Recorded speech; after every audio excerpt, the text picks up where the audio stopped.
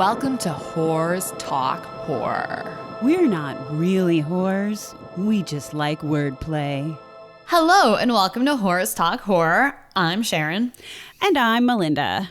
Today we're going to do something a little bit different. If you listen to us with any bit of regularity, you know how much we love taking time now and then to read funny, ridiculous, or just plain bizarre movie reviews. We had an idea to do an entire episode, you heard me, where we read the funniest, strangest, and most out there reviews of some of the most popular horror movies of all time and some of our most favorite horror movies of all time. All these reviews come from IMDb, aka the Yahoo Answers of movie review sites. Some of these will make you laugh out loud, while others will make you scratch your head while saying, what the fuck? We are going to be reading all the reviews as written, grammatical errors and all. And we threw in a little bit of fun trivia here and there too. Frankly, if it were up to me, this would be our podcast. That's all we would do. All insane reviews all the time. I agree, because that's a lot less research to do. All right, well, let's begin. First up, we have the 1978 John Carpenter classic Halloween. Love it or hate it, there's no denying this film's importance to the horror genre, as it has inspired countless insanely talented horror filmmakers. Sharon and I love some Mikey Myers action, and I'm sure our friends in the IMDb forums do too. Maybe? Let's read our first review.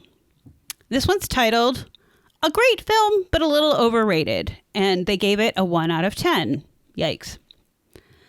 An escaped mental patient goes on a killing spree in Haddonfield, Illinois, killing many babysitters and simply disappearing. While this movie is good, it isn't the greatest. The camera angles are dull, while a terrifying theme keeps it good. And the killer is a bit of all right. The story is boring, the script is okay, the ending is good, cast is good. But it's not the greatest horror movie ever. It's overrated saying it's the best horror movie ever. No, it's not. Dawn of the Dead, 1978, and the Friday the 13th series have more originality and fun to the mix. Halloween definitely gets boring as the once horrifying, now dull and overused Michael Myers stalks and eliminates everyone. That's it. It's a boring movie that's overrated, but it's still good. I love how they're just completely ripped this movie apart and kept calling it boring, but it's still good. But it has a terrifying theme. But I like this about it. The script is okay. It's really boring and it's overrated, but it's still good. 1 out of 10. Also, Mike Myers goes around killing all a bunch of babysitters. Just babysitter. Or many babysitters, he said. But there's really just one in the movie. So, okay. Right. Whatever. Okay, fine. What's our next one have to say about Halloween, Sharon? This is also a 1 out of 10 star review, and it's titled Nonsense with an exclamation point. What the hell is in your minds? This film sucks. Each minute I was getting more and more bored. I strove to watch the end because I hoped something at least would at last happen. I should read this with all the exclamation point. I plan to, yeah. I hope something at least would at last happen, but instead of that, I got amazed how dull the end was treated. What is this story about this bloody boogeyman? How come he doesn't die? He is a bloody human being, for God's sakes. A mere boy that killed his silly sister 15 years ago. Then what? His stay on a psychiatric hospital made him immortal? This film, a fascinatingly stupid... This film, a fascinatingly stupid... And it's really hard to read this with the grammatical errors, Yeah. I will say. It's a must of silliness. I'm going to resell it right now to some silly guy who will understand this silly film. That's the end. And scene. Can we make that our new, use that as a quote, just steal it, since this is from IMDb, a review, Horse Talk Horror, it's a must of silliness. I like that tagline. It's a must of silliness. I also like how before every exclamation point and question mark, there is 1 or 2 extra spaces for some reason. I've never seen that punctuational error before, but this person invented something new. So congrats to you. Okay, so this one is a 3 out of 10. So that's doing a little bit better. And the title is Disappointed! ! I will admit this is the first time I have ever seen the original Halloween. Totally meh. Kid kills sister in a clown suit, gets sent to loony bin. 15 years later, mid-20s bloke escapes from loony bin. Teens see said bloke waiting beside bushes. Doctor also waits behind bushes, hoping to see said bloke. Bloke slow walks and stabs/strangles several teens. Bloke gets stabbed with a knitting needle by heroin and lives. Bloke gets stabbed again inside a wardrobe with a coat hanger and lives. Bloke gets shot by doctor and lives. The end. #Halloween. #meh. So this person, I'm going to guess by their use of the word bloke 50 times, is probably from Great Britain somewhere. I think one or both of the other ones were too, actually. This person also gets an award for creative punctuation. Instead of using periods at the end of each sentence, they use an asterisk to separate the sentences. See, I thought that was like bullet points. Like they probably wrote that out as bullet points, but the way it posts, I'm guessing IMDb. That could be. But I like to think that instead of using periods, exclamation points, or question marks at the end of sentences, the British use asterisks. Which I'm happy to, I will accept that answer as well. But yeah, I totally meh. #meh. I love it. All right, well, this last review for Halloween oh my God, is titled, I was scared a little too much, 1 out of 10, because it was so effective, you gave it a 1 out of 10. But let's see if they explain. Being a teenager, I attend many sleepovers with my friends. We rent... Sorry, this punctuation. All right. Being a teenager, I attend many sleepovers with my friends where we rent scary movies. One day we decided to rent Halloween with a few other videos. I'm as paranoid as they get. If you read my location for this film, you see that I don't mention it with fear that Michael Myers might be upset with me and want to come and kill me. Psycho? Maybe. Paranoid? Yes. Being a, quote, brave, end quote, teenager, I put the movie in the VCR and pushed play. The music was so scary that it added so much to my reaction. After hearing the music, I was creeped out, but couldn't tell anyone to turn it off for fear of being called a loser or something. I could barely sit through it. I did though, and I can see how it is considered a, quote, classic, end quote. I unfortunately have my own, quote, horror, end quote, story connected with the film. After seeing it, I was 13 at the time. The next day when my parents arrived to pick me up, I was looking over my shoulder and being more paranoid than ever. I eventually developed a fever from it and threw up and had to sleep with my mom that night. Even though I went through all that, I see that only a good movie can do that to you. You-ho. I think it's, oh. I like Yoo-Hoo better. If anyone knows how to pronounce U-H-O-O, Yoo-Hoo, maybe Yoo-Hoo. Yoo-Hoo, I heard a noise as it is late at night. Better run up to my room and lock the door now. Of course, that was only a movie, right?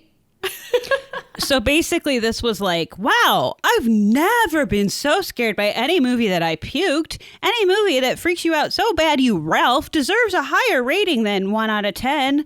Yoo-hoo. Let's move on, Sharon. I think if a movie makes you throw up because it scares you so much, that is a solid 10 out of 10 easy. All right, next up, we have one of my all-time favorite movies ever, 1974's The Texas Chainsaw Massacre. I'm not even sure if the person who wrote the first review even saw this movie or not. And after I read it, you'll see why. It is titled, Does Not Live Up to Its Reputation, 1 out of 10 stars.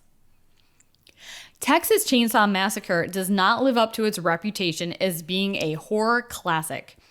I was disappointed in the cinematography, acting, directing, and the handling of the plot line.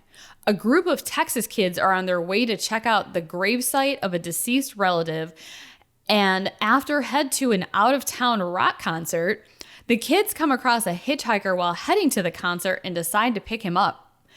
The young man has blood on his hand/shirt and is mumbling the same thing over and over. The kids decide to help him out by taking a dirt road back to where the young man came from. The young man gets nervous and either runs off or kills himself. I can't recall exactly. That they said that, not me. I know exactly what happens, and none of this happens. This plot advancement doesn't do much to pull the storyline along. The kids end up at a rundown house where a creepy disabled man lives with his family. A couple of the kids have already been killed at this point, and the viewer is supposed to be scared. Scared of what is out there and of the creepy old man? The guy does not have a telephone, but tells the kids where to find a phone booth. The main male character heads off to the telephone booth while the others explore the house and its barn. I'm probably missing a few plot points, but you get the basic premise. All the kids get killed except for a pretty young girl by Leatherface. Leatherface's mask is a joke, as are the ones his family members are wearing. All Leatherface does in this film is wave a chainsaw around wildly while the camera cuts away just when the slashing begins. The lone surviving girl spends the last 20 minutes of the film screaming her full head off over and over again. I wanted Leatherface to kill her. I'd rather have heard that obnoxious chainsaw than listen to any more screaming. My friend and I eventually muted the TV. We lost our patience. However, the stupid girl gets away, and though the TV was muted, we could tell she was still screaming. She flags down a trucker while standing along the side of a highway. We thought she would have shut up by then, but this was not the case. This film is a piece of trash that does not deserve its cult status. The 2003 remake of the film is superior to the original. The acting, cinematography, directing, adding more detail to the plotline, and the intensity level are excellent. It's a very well-crafted horror film remake that keeps you on the edge. Yeah. I mean, you're not the biggest fan of this movie either, Mindy, but what do you think of this review? I have a number of questions. Because I was absolutely confused for like most of that, because I'm going, I don't remember that. I don't remember that because it's not in the movie. Oh, okay. So yeah, I agree. Maybe they watched something else and just got confused. Maybe. And thought it was Texas Chainsaw. Although I haven't seen, besides the 2003 remake, I haven't seen any of the newer Texas Chainsaw movies. Maybe they watched one of those and got confused and wrote a review about one of whatever. I have no idea. No rock concert. I was like, that's a lot of exposition that they just made up. That like, totally. I was kind of impressed a little bit because I was like, wow, maybe he just like wrote his own backstory, or I shouldn't say he or she wrote their own backstory to like what was happening off screen before the movie starts. No I don't think that's the case, sadly, but were drugs involved? Maybe they were high when they watched it and just imagined most of it. Anyways, what is our next review for the Texas Chainsaw Massacre? This is maybe one of my favorite things ever.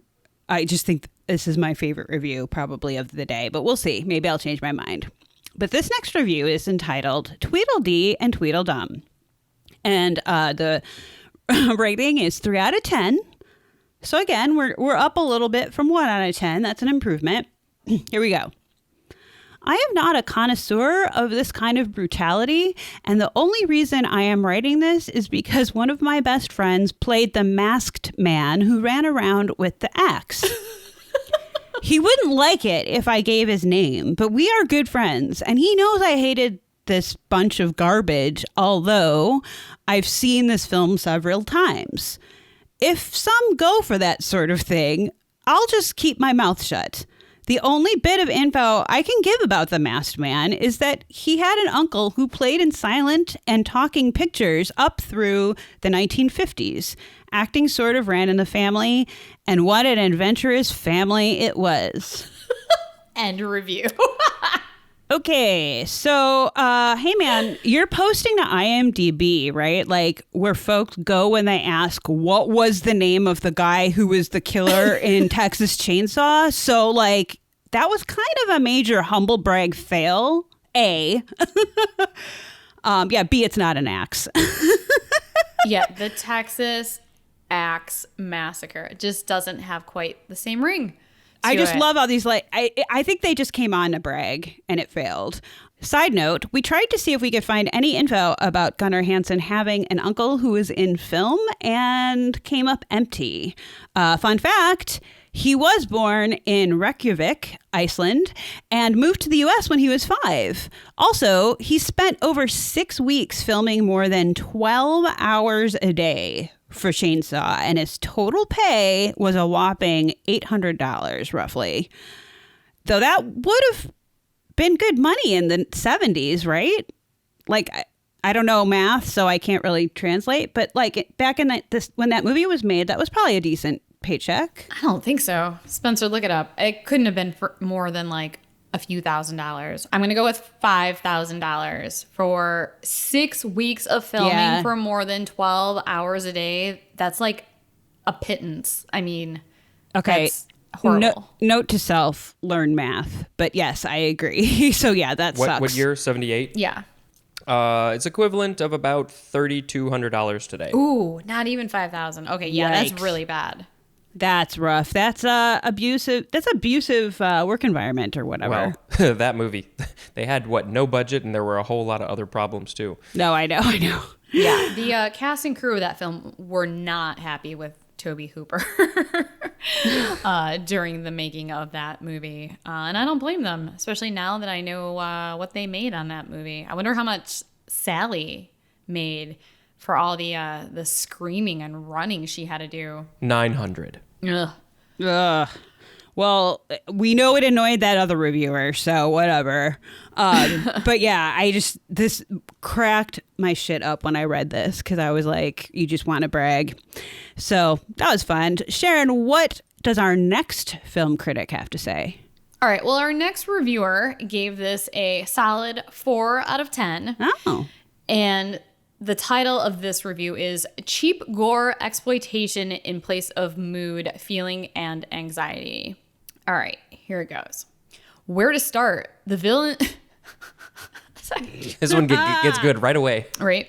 Where to start? The villains are stupid idiot rednecks that I found to be annoying and harmless as kittens. The main character of the second half only has about 10 lines in the first half. I didn't even know her name for the first 45 minutes. The only character that I cared about, the guy in the wheelchair, the only character where the filmmakers show any substance is killed off so fast he may just have been a red shirt. I laughed out loud so many times during this movie at how idiotic and silly that it seemed to me that this is just not horror. It only gets scares from gore and revulsion. That is not good horror to me. That is a cheap out. Plus, Leatherface chasing a girl with a horrible, ineffective weapon that they show is horribly ineffective in the movie for that matter. And another thing I could not get over about this movie is that when Leatherface is chainsawing this door very slowly, that they showed less than a minute ago it was unlocked. I know he is not bright like a giant man-child, but I assume he could try he could try to open a door. The ending is absolutely unbelievably a clusterfuck. F-U-G, not F-U-C-K. The entire soundtrack is just this girl screaming. Nothing truly scary, creepy, or terrifying is happening. The idiot villains are just being idiots. And the noise is just unbearably loud. There is no complexity, no plot, nothing. They got a few simple scares in the beginning, very simple scares that directors and writers use only to get people to stay. During one scene, the blonde, I forgot her name, Sam, I think, is getting into a fight. She is obviously overpowered. There is no suspense and no nothing, just some bigger, stronger guy tying her up. He doesn't even hit her on the screen, and the sound the hits make is a very generic sound bit. The night chase scene is really where it disintegrated into a mess. For Am I to Be Scared with an annoying as hell soundtrack is the killer with no stealth and an ineffective weapon plus a girl who thought was only there to be a pretty face? Yep, that's a sentence. When they literally introduce the villains in the beginning of the film, she doesn't even talk. She does nothing, just has a butt shot of her getting a Coke. The walkers in The Walking Dead and I Don't Like That show are more scary than Leatherface. They show up out of nowhere with unnerving stealth at any time and don't stop until disposed of. But Leatherface is a big, bumbling simpleton. I did not enjoy or like the movie, plain and simple. Horror should be about your fears, about the other among us, The Thing from 1982, The Very Wrong and Alien from 1979, and good, unadulterated evil and sadism, Hellraiser from 1987. This may have been original at its time, but in the end it is uncomplex, gory exploitation. No exploration of your feelings or anxiety or dread, just gore porn. I have seen crap, movie 43, I hate you, and this is not crap. So I give it a good 4 stars. Not one of the best, but not terrible. All right. I also think this person might not have seen this movie or may not have paid attention to the film. Idjit is IDJIT, by the way. I was going to say that when I saw that review, just without hearing you read it, I didn't even know what that was supposed to be. I'm kind of impressed that you figured out that that was what that was. Because I've heard that term before, obviously, but jokingly. But this person put it all over the review. Idjit. I will say, I have to agree about the chainsaw part because it is heavy and cumbersome and it's going to slow you down chasing those teens. So I guess they have a point there, but I was totally amused how they were like, the guy in the wheelchair was their favorite character, but he got killed right away and he might as well have been a red shirt. Like, okay, that guy, from what I recall, I don't remember a whole lot of memorable lines, but okay, cool. And I don't know anything about movie 43 or what that has to do with anything. I have questions. Well, movie 43 is just supposed to be a really, really bad film with a ton of big stars. Also, Franklin, the guy in the wheelchair, is the second to last person to get killed. So he's not killed right away. So he's not a red shirt at all. No. What is a red shirt? It's a term. Phrase that people, it's a nerd thing. It's from Star Trek because on the old TV series from like the 60s or whatever, 60s. Whenever they'd like go beam down to a planet to go check something out and there'd be like Kirk and Spock and Bones and then some like rando guy that was like part of the crew, and I'm putting that in air quotes, but you can't see me, and he would always be wearing a red shirt, like uniform shirt, and then would be ultimately the first to die by whatever aliens were on that planet or whatever the fuck was going on. So like that's like a running thing. It's a Star Trek trope where the person in the red shirt gets killed. Of course Mindy knew the answer to that. Well, it's also been like referenced a lot in like Futurama used that joke and but of course I did. My dad forced that shit down my throat, unfortunately. Yeah. Back to this review. They also complain about how gory it is, which is so funny because it's not gory at all, really. It's mostly your imagination filling in the gaps where there should be gore. So well, and to that point though, like didn't they even say that at one point? Like they go to like they commented about how like you don't even actually see anything, because there was another reviewer that was like, well, it's stupid. Just as the camera's about to film a big slaughter, the camera moves away and you don't even see anything happen. I'm a little concerned about like the anger at not seeing the violence against Sam. Was that what this guy called her? Or yeah, Sally, not Sam. No, but didn't he say like, I don't know what her name is, Sam? But also Franklin is usually people's like most hated character in that movie, and people were like glad when Franklin was killed, but this guy, he was a Franklin fan. I guess, but he's not a red shirt then if he dies towards the end. So no. This person also did not pay attention to this film at all. So no wonder they didn't like it. All right, well, let's move on to a horror classic that, you know, how can anyone dislike this film, Mindy? Oh, you ask now. So our next film is, yes, the classic Psycho by Alfred Hitchcock. And let's just say that not everyone considers this 1960 Hitchcock movie a masterpiece. Let's get into it. This is another 1 out of 10 rating, and the title is simply, I hated it. If there were negatives in the vote, mine would be much lower than 1. I mean, what was that? I tell you what it was. It was a waste of resources and almost 2 hours of my life. The main character dies? What is this? Now, Spoilers. Right? Now, I've seen some lame movies in my day, but nothing comes even close to the utter crappiness of Psycho. It was the most overrated film in existence. One day, about 6 months ago, I came across this movie at Rogers Video, and I rented it just to see what all the fuss was about. The storyline sucked, and the plot was loose.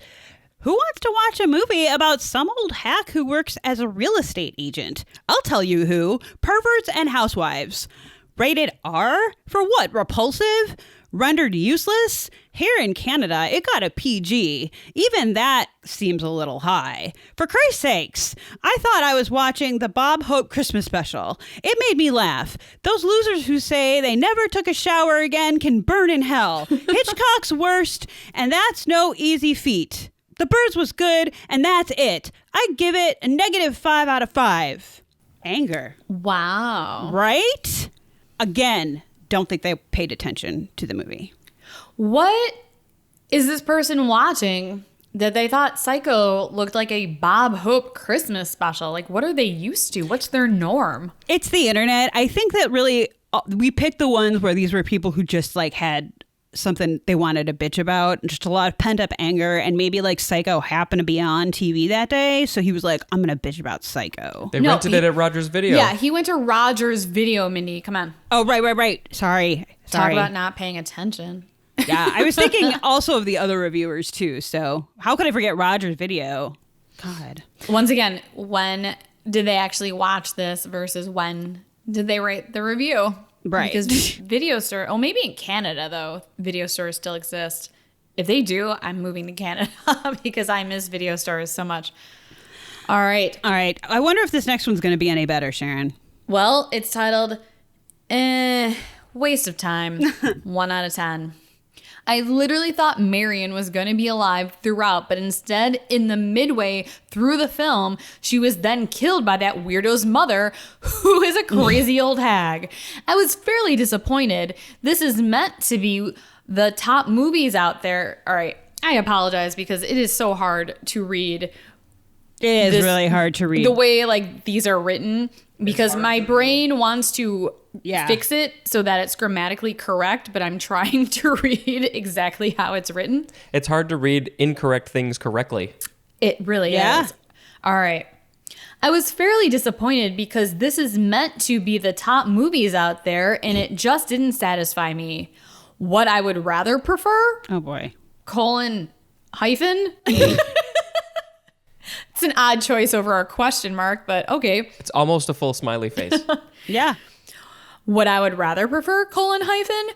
Marion surviving the attack and then her trying to get out of the hotel but couldn't as the crazy psycho mother blocks her every time she would try and escape. I even would like to have seen her and that weird son become a couple if she didn't get killed off so soon. Sure, she escaped to have a new life. Why couldn't she go out with guys again? Oh my God. Regardless of that guy being so kiddish, himself and Marion ship would work. Exclamation point. I don't consider this to be the best Alfred Hitchcock film, to be perfectly honest with you. If Walt Disney was alive, we would share lots of reasons why this film is crap. Okay, I'm guessing they didn't finish the entire movie if they think that the mother I was going to say was the actual killer. Also, when I read the thing about Walt Disney, I just thought it was like a completely random, absurd statement, but it actually has merit. Okay. And I did a little bit of research and did find out that Walt Disney was actually not a fan of Psycho. So this comes from filmstories.com. Did he write a review on IMDb? Walt Disney? Yeah. he wrote this review.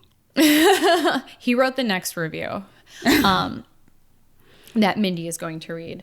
No, but this, I've never heard this story before. But the story goes, Hitchcock wanted to film a thriller that was set in Disneyland, and Hitchcock and scriptwriter Ernest Lehman decided to work together on a screenplay for a new film called The Blind Man.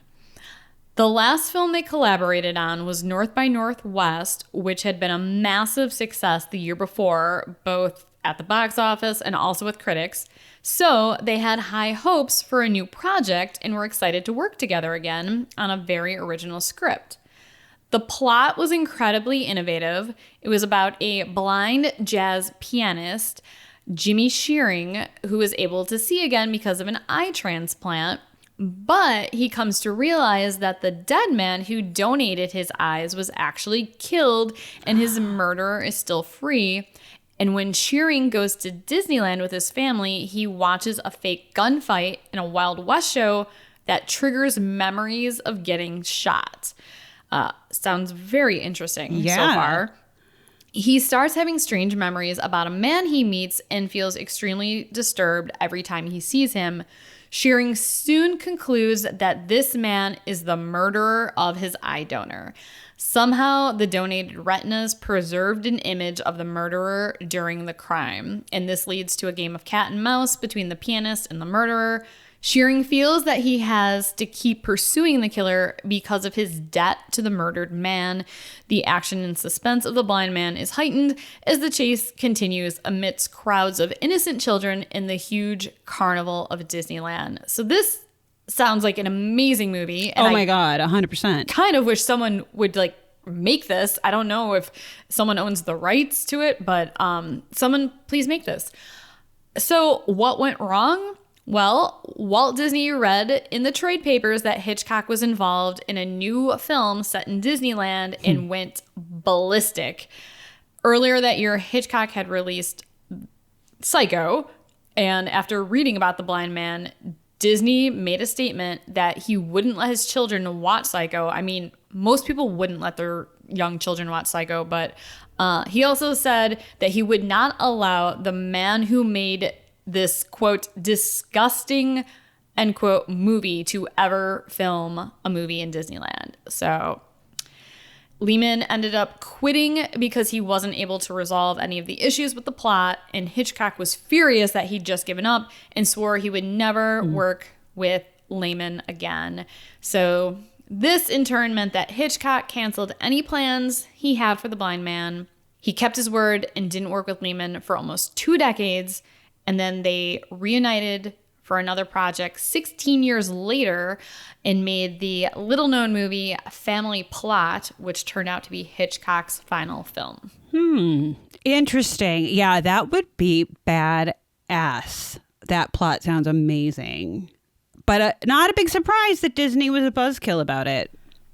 Yeah, I'm not the biggest Walt Disney fan, so we could go and freeze him and see what he really had to say about it. Because they say that he's like cryogenically frozen or something. I'm not sure if that's an urban legend. I've heard it on the internet, therefore I'm going to say it's true.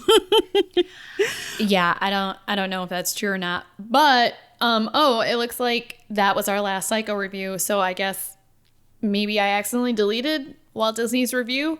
Oh well. Sorry, Walt Disney. We're not giving you time on the show. Plus, you're dead. All right. Well, moving on, Mindy. What is our next movie? Poltergeist. And this is the 1982 version. Let's see how one of our favorite childhood movies handles the discerning critics on IMDb.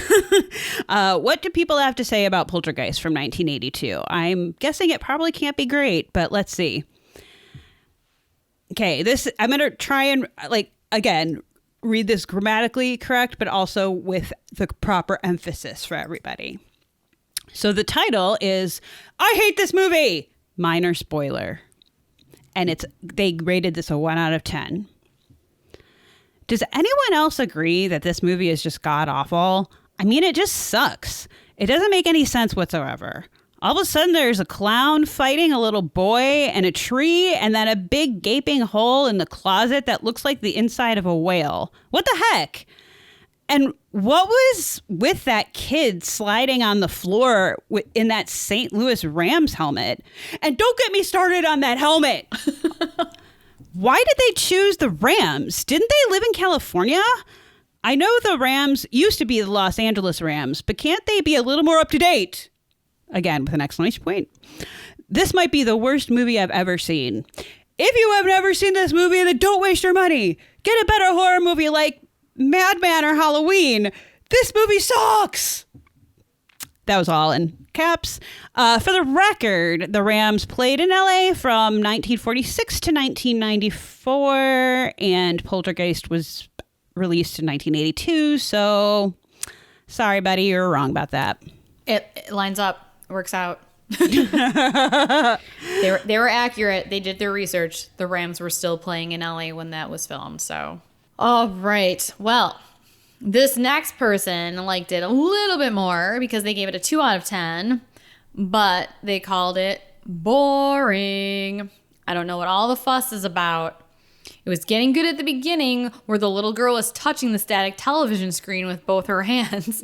Then the young boy was starting to be experiencing something fishy in the house, such as the clown staring at him and the unexpected storm. After thinking that something was gonna, nothing didn't. Can I just read that sentence one more time, please? Please do. After thinking that something was gonna, nothing didn't. Actually, that sentence is better the second time around. Yeah. I'm going to start using that phrase all the time now. 100%. That's what I was just going to say. And I might even change what I thought I would get as my tattoo and make it just that phrase. I honestly thought there would be even at least something exciting during the beginning. I suppose not. I'm annoyed at the movie for disappointing me with not getting what I would like out of it. Especially since horror films are supposed to surprise you, not wait. And that's it. End of review right there. You know what? This review, I changed my mind. This might be my favorite review because of that phrase. They gave us a new phrase. I don't know. I kind of like the humble brag one. That's true. Yeah. That didn't talk about the movie at all. Yeah, that one. God damn, if only we can figure out who that reviewer was talking about. Who played the axe murderer in Texas Chainsaw Massacre? I know. That's why I was like, I literally don't think they knew what site they were on when they were reviewing this. Okay. After thinking that something was gonna, nothing didn't. God, that's so good. I love it. I need a t-shirt that says that. Stat. All right. Yes, I will read the next one because this one is fun because it's all one sentence. And the title of this review is, So I Suppose It's Just an Age Thing. Oh, no. I suppose it's just a age thing. Oh, yeah. Ooh. So I suppose, S-U-S-S-P-O-S-E. So I suppose it's just a age thing. 2 out of 10 stars. All right. Take a deep breath, Sharon. Here we go. All one sentence. When I was young, I liked this film. When the ghost comes down the staircase, that was a bit scary when I was young. And when the man goes to the fridge to get something to eat and his face starts to fall apart. But watching this film later on as an adult, it's all a bit meh and either tries to be a comedy or a horror. Okay. Well said. And I catch my breath there. All right. Whew. I will say that when I was little, I used to close my eyes when the guy would go into the kitchen for that part. I don't know why I'm trying to add any sort of justification or logic to these, but I seem to keep doing that. But yeah. Props for that reading, Sharon. Very good. Very good. Thank you. Okay, so I think this is our last one for Poltergeist. And they're very adamant that this film is, and this is the title, not scary, not scary, not scary. And they rated it a 2 out of 10. So this is a little long, so I'm going to do my best. When it comes to the likes of horror flicks, Poltergeist has got to be one of the all-time most overrated pieces of movie junk that I have ever seen. There's no ifs, ands, or buts about it. From start to finish, Poltergeist is nothing but an overblown, thoroughly obnoxious mess of a horror movie. Its story escalates at breakneck speed into one of the stupidest, quote, hauntings imaginable. There's absolutely no subtlety or artistic restraint in evidence anywhere in this flick. We, the viewer, are literally bulldozed to death and then buried alive by an onslaught of preposterous special effects that are only there to distract us from the plain, simple truth that this flick really sucks! All caps. Just like The Shining, I cannot figure out for the frickin' life of me why so many people continue, 32 years later, to still make such a ridiculous fuss over this one. Let's face it, Poltergeist isn't that good. It isn't. For one thing, not only are all of the kids in Poltergeist totally revolting and worthy of being slaughtered within the first half of this flick. Wow. Tell us how you really feel. The adults are definitely in need of a good decapitation too. It's true. One can't help but loathe every last one of them. And on top of that, would someone please tell me what sort of property development company builds a subdivision of homes right on top of a goddamn graveyard and only moves the freaking headstones to another location and leaves the actual coffin still buried there in the ground? Who? Like, am I expected to accept without question that during the initial excavation of all this property, laying sewer pipes, creating basements, building swimming pools, etc., that not a single solitary coffin was ever dug up at this point? And am I also supposed to believe the entire construction crew working on this project were all actually all in on this conspiracy not to move any of the graves, and so they just built everything around them? Come on now. That's just plain preposterous and idiotic. When you seriously consider the illogical aspect of it all, Poltergeist simply comes out as being just a really dumb horror movie. The story is an absolute insult to the intelligence of even the most average thinking person. So there. As some sort of compensation for my attitude towards this flick, it gives me the greatest of pleasure to know that behind the scenes of this flick's production, Steven Spielberg and director Tobe Hooper were at each other's throats constantly over the direction of Poltergeist. Things got so nasty between these two that Hooper was eventually removed from his directorial duties and Spielberg himself took over the show. Okay, pipe down there with the slaughtering kids shit, first of all. That's a little crazy. And who builds on top of cemeteries? I don't know, like a good portion of the city of Chicago, right? In Lincoln Park? Isn't that what they literally did? And I'm sure that there's many other places that we don't know about. So I wonder what this reviewer would actually think if he knew that Jo Beth Williams was swimming in bone water with actual corpses for the pool scene. I don't know anything about what you're talking about with the city of Chicago building on top of grave sites and leaving bodies Lincoln there. Park, that was a cemetery. There's still a gravestone in the park, like across from the Latin school, that's like a anonymous, like it's a unknown grave, I think, or something. I'm getting that part wrong. But yeah, we had talked about doing an episode about this. Oh, I don't know. I honestly have no idea. I mean, they just put a freaking zoo on top of it. Yeah, if that's the case. Yeah, this person's pretty nasty. They want to slaughter children, and they get excited over the fact that Spielberg and Hooper were like basically wanting to like fight each other over the making of this movie. So yeah, definitely agree. Chill out there. It's just a movie. You don't have to like it.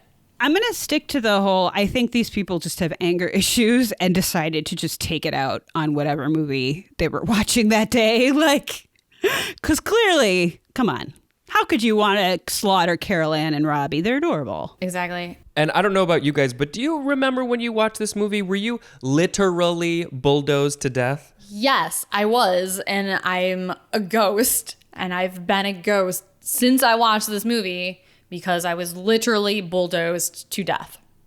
All right. My body's already been donated to Hollywood. I was one of the skeletons in the pool with Joe Beth Williams. Me too. Hey, I saw you there. I thought you looked familiar. Yeah, you lost a lot of weight. What's our next movie, Sharon? All right. Next movie is A Nightmare on Elm Street, another horror favorite of Mindy and mine that has many sequels, although the original will always be my favorite. Although New Nightmare is actually pretty good too. It's a toss-up. They're both great. So this first review is titled, Big spoiler, not epic, very sad, gonna go cry, saddest movie, 1 out of 10. So, some big dumb writer decided to kill Johnny Depp. You don't kill the Depp man. The Depp man kills you. So, this movie actually is 0 out of 10, but big dumb IMDb won't let you rate 0 out of 10. I rate IMDb negative 563,245 out of 10. It's a very specific number. Thank you, sincerely, Cool Kid Gaming Reviews. Aw, yeah. So for the record, I tried to read this like 5 times and couldn't even get through it. It's mostly all in caps lock. It's kind of awesome. I also want to say that they are, it's not sincerely, it's sincerely. Sincerely, Cool Kid Gaming Reviews. People are weird, but you don't kill Johnny Depp man. The Depp man kills you. It's true. It's so true. So true. Facts. Okay. So facts. Hashtag facts. Okay. So we've got one more review for Nightmare on Elm Street. And this title just gets right to it. Movies like this should not be made. And they also give this a 1 out of 10. This film really shows that Wes Craven is disturbed. And I heard that he has a strong Christian background. All he does with this film is promote the notion that evil is more powerful than good. It's sickening to watch this movie. It has no morality and glorifies murder. I would not have minded so much if the evil one in the film met with a gruesome end. I think the killers in these films should die the worst. But in this film, evil does not die, and it really is an evil experience to watch this film. I know that it's a horror movie, but I think that's why it should be judged more harshly. If you're going to show all that horror, you have to show that in the end, the evil one is going to get it the worst and be destroyed. If you don't, you're telling society that evil cannot be destroyed, which is not true. Negative 10, and then in parentheses, should be banned. And I just want to say that every single your, as in you are, is Y-O-U-R. That's how they spell it. Does this person know what horror movies are? Like, why do they even watch this? If they think horror movies are so evil. And if he thinks this movie should be banned, he definitely should watch Cannibal Holocaust and see just how tame Nightmare on Elm Street is compared to that. Oh, Wes Craven, your master. Speaking of Wes Craven, we have another Wes Craven film. We're going to get a little more modern here and read some of the reviews from Scream, which is a personal, probably one of my top 10 favorite horror movies of all time. So, Mindy, do people like Scream better than they like A Nightmare on Elm Street? Without even looking at the next review, I'm going to take a guess and say probably not, but let's find out. Well, first review, probably the most harmful and irresponsible movie ever, so maybe not, Sharon. Maybe this review was written by the same person whose last review we just read. This is another 1 out of 10, so we'll see. This is hands down the worst movie I have ever seen. I only sat all the way through it because I kept hoping that there would be something redeeming at the end, something to justify the intense violence and sick, quote, humor, unquote. There was nothing. The ending left me cold and feeling sick. Perhaps that's what Wes Craven wanted. To all the people who loved this movie, you really need to ask yourselves what you loved about it. You need to think about it very carefully and do some serious soul searching. Personally, I actually felt violated after watching it. One of the few movies I've actually regretted watching. There was simply nothing positive to be gained from it. Moreover, I honestly believe that this is one of the most dangerous and irresponsible movies ever made. The studios should never have released it. How could anyone ever voluntarily sit through it more than once will be an eternal mystery to me. The most frightening thing about it was that it was a big hit. I know people will accuse me of misunderstanding it or other such crap, but let's examine the facts. What this movie is really about is greed above all else. Wes Craven's sick and horrific fascination with intensely graphic images of human guttings and dismemberment is truly shocking. He tries to sugarcoat its stench with a little humor mixed it. Not mixed in. Mixed it. He knows that it makes it more palatable. He markets this dangerous mixture to impressionable youth, not caring about the consequences, not caring that the human mind, especially a young one, becomes desensitized to violence the more it's exposed to it. He wants this movie to be cool and is seen over and over. He knows we can achieve this by making it extremely violent and horrific. Rebellious youth will flock to it. They do. And he succeeds. Not caring who he's harming, as long as he's getting rich. That's practically the definition of evil, if you ask me. To Wes Craven, shame on you. Maybe I'm just some old-fashioned backwoods moron who's really uncool and beyond all hope, but will somebody please explain to me what's so entertaining about watching young people getting graphically hacked to pieces by a knife-wielding maniac? Why is this supposed to be funny? Why is this considered by so many people to be cool? This attitude embodies everything that is wrong with our society. I'm not a fascist, nor a religious right-wing Republican in favor of censorship, but this type of garbage just should not be made. It's as simple as that. No good can possibly come from it. I would never recommend this movie to anyone, even to a mature adult with a strong stomach. Truly horrible. Did Joel Osteen or like Billy Graham write this? Do you think this person's living in a bunker and has never seen a scary movie ever until they saw Scream? Because aside from like the opening, maybe, I don't remember there actually being a lot of guts. Or too much gore, really. I mean, the ending gets kind of messy, but it's just blood. And also, for the record, I'm not a fascist or a religious right-wing Republican in favor of censorship. Is basically the horror equivalent of, I'm not a racist, but... Yeah, exactly. Also, we should show this person a Serbian film if they think that Scream is like the most harmful, irresponsible movie ever. Oh my God. I have a list of movies I can show this person that would make them crawl back up inside their mom's uterus. I was thinking the same. Well, maybe not exactly that whole sentiment, but I was thinking along the same lines. Yes. All right. Well, I think we could all use a little more Jesus. Moral of the story. Moral of the story is Wes Craven is burning in hell, obviously, because he didn't make it into heaven after making this film. Well, whatever. He was able to get good digs because he's so rich from selling all of this horrible, horrible violence to impressionable young children. Aw, rest in peace, Wes Craven. We love you. We love you in your movies. All right. So we have one more review for Scream, simply titled, "This Movie Sucks." 1 out of 10. Good God, was that supposed to be scary or something? This is the perfect movie for your 14-year-old acne-infested, can't-get-laid MTV watching loser of a child.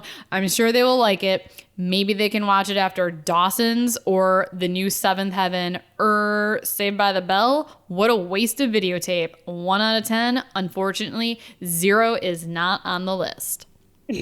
That's also That also needs to be on a t-shirt. 14-year-old acne-infested can't get laid MTV watching loser of a child. I mean, they're kind of not far off at the time that it came out, but that's also pretty harsh. Like, don't judge.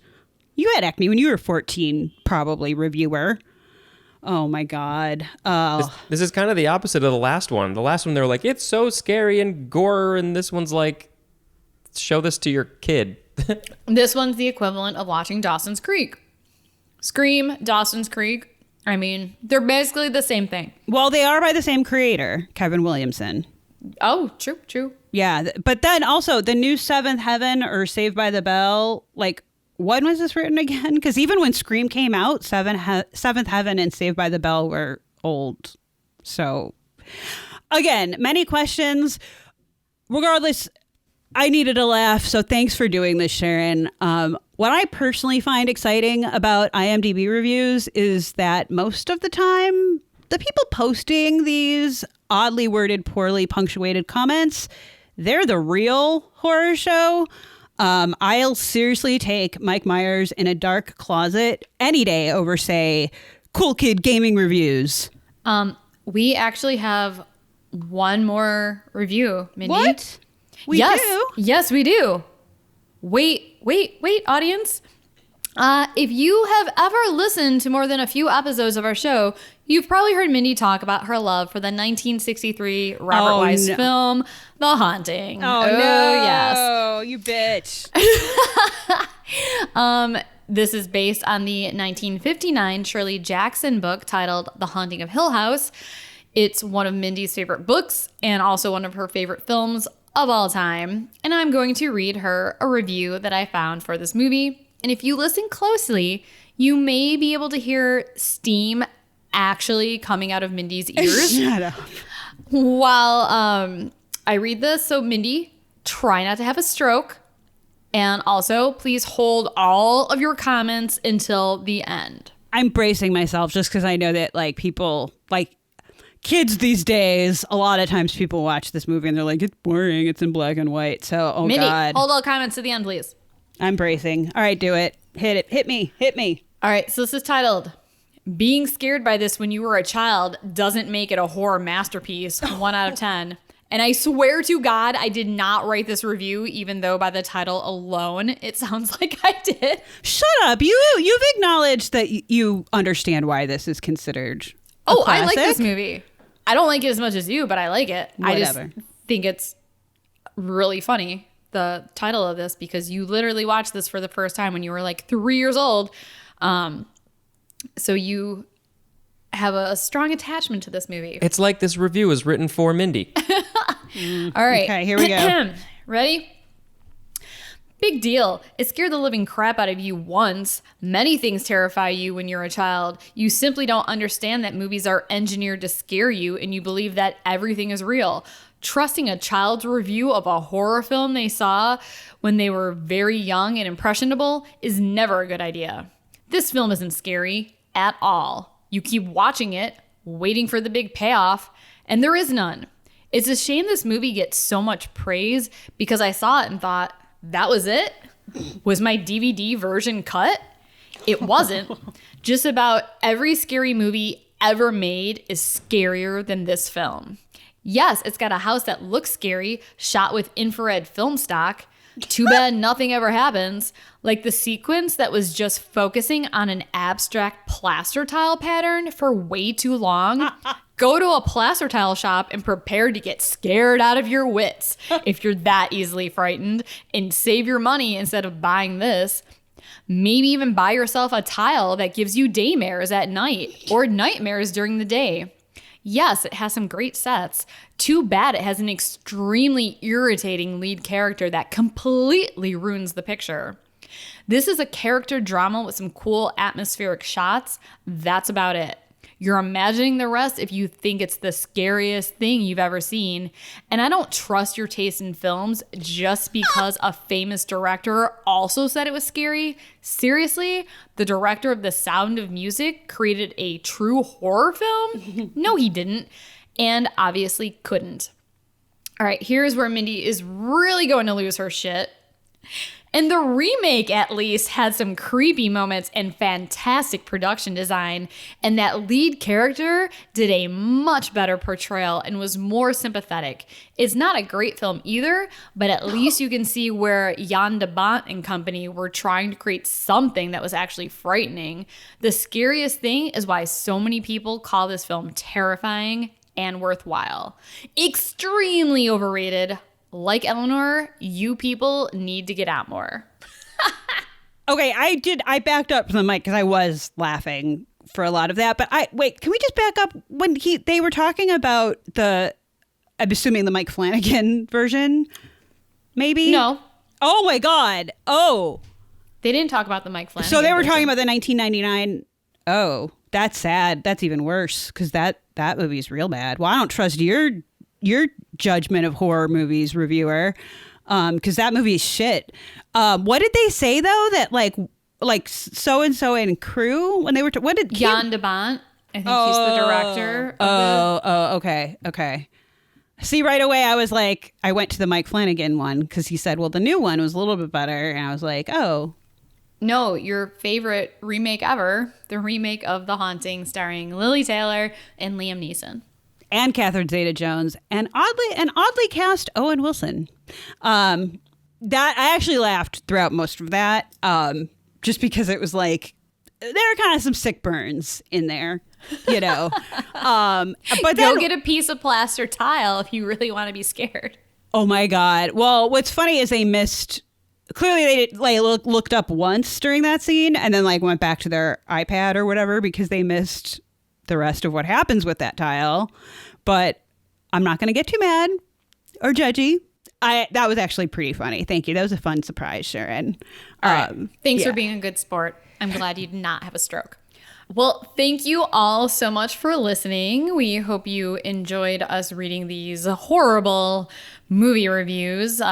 Horribly entertaining, I should say. As always, you can write to us at whorestalkhorror@gmail.com with anything you want to share with us, whether it's ghost stories, true crime stories, creepy stories, or if you want to send us your own funny horror movie review, whatever you would like us to read on our show. We would love to hear from you.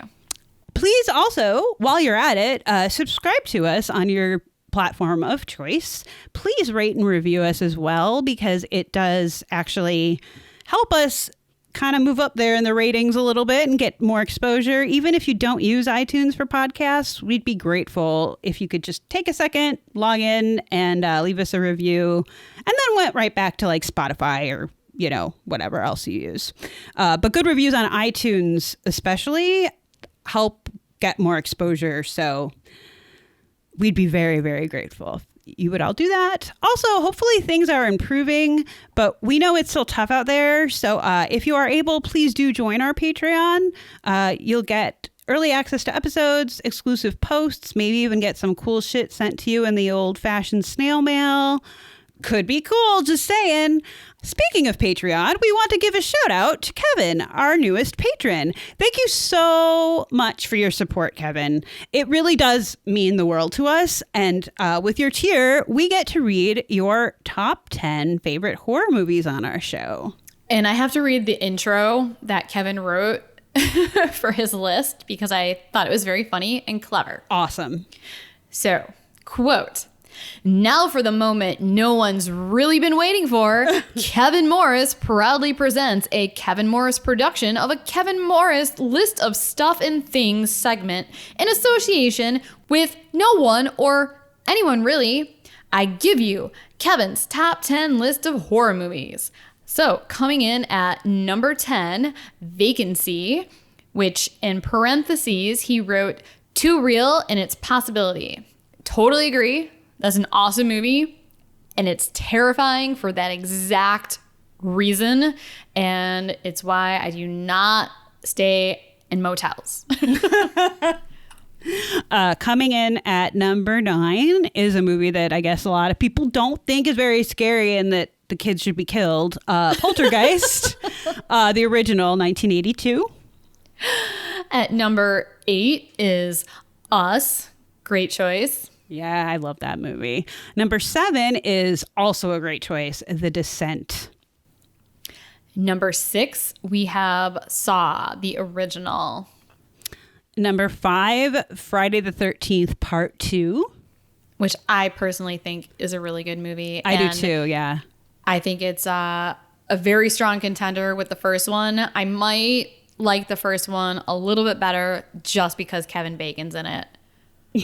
But the second one is actually probably a better movie. You mean baby Kevin Bacon? A very baby Kevin Bacon. Baby Kevin Bacon! At number 4, we have the Invasion of the Body Snatchers, the 1978 version, which is great. Yeah, virtual high five there, Kevin. I love that movie. Number 3 is The Shining. Also one of my personal favorites. And at number 2, we have a movie that Kevin was a little worried about people giving him shit for it. So I told him, if anyone gives you shit for this, they have to deal with me. He put Halloween 2 from 1981. Okay. Why would anyone give all I'm going shit to for say that? about that. Because, all right, personally, I'm not a huge fan of it. I mean, I like it fine. It's not great. But yeah, a lot of people do not like it at all, including John Carpenter, who like really is not a fan of that one. But he did go on to explain that some of these movies on his top 10 list are there for personal reasons because of how they make him feel, like the feelings associated with it, which I can totally understand that. You know, you have certain memories associated with certain movies. Sure. And they're your favorite movie for a reason. You like what you like. So who the fuck cares? Well, and Kevin, Sharon just gave me shit reading a bad review of The Haunting. So clearly, like, there's no judgment here. But nobody, if anyone's about to give Kevin shit, just stop right there, because his number 1 favorite scary movie is the original Halloween from 1978. So thank you, Kevin, for sharing bravely with us. Like I said, no shame here. Love it. We will get your goodie bag out to you as soon as we can. So keep an eye out for that. As always, please be kind to each other out there. Be safe and get vaccinated if you haven't already. All that good stuff. Never forget that you don't kill the dead man. The dead man kills you. Kills you. Yeah, absolutely. Thank you guys so much. And as always, Thanks for getting creepy with us.